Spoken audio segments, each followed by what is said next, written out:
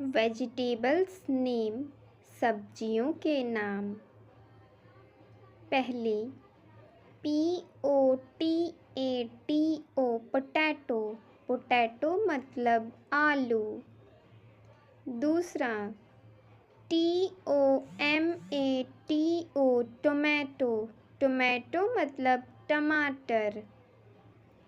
तीसरा ONION onion, onion मतलब प्याज। चौथा BRINJAL ब्रिंजल, ब्रिंजल मतलब बैंगन। पांचवा CHILLI चिली, चिली मतलब मिर्च। छठा GINGER जिंजर, जिंजर मतलब अदरक।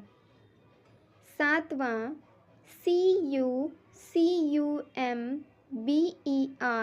कुकुम्बर, कुकुम्बर मतलब खीरा। आठवां CABBAGE कैबेज, कैबेज मतलब पत्ता गोभी। नौवां RADISH रेडिश, रेडिश मतलब मूली। दसवां CARROT कैरेट, कैरेट मतलब गाजर।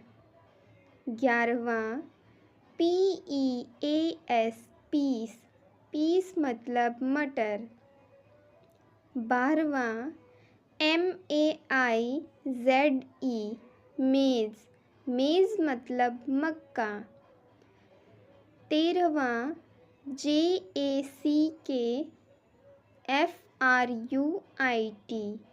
जैक फ्रूट, जैक फ्रूट मतलब कटहल। 14वां PUMPKIN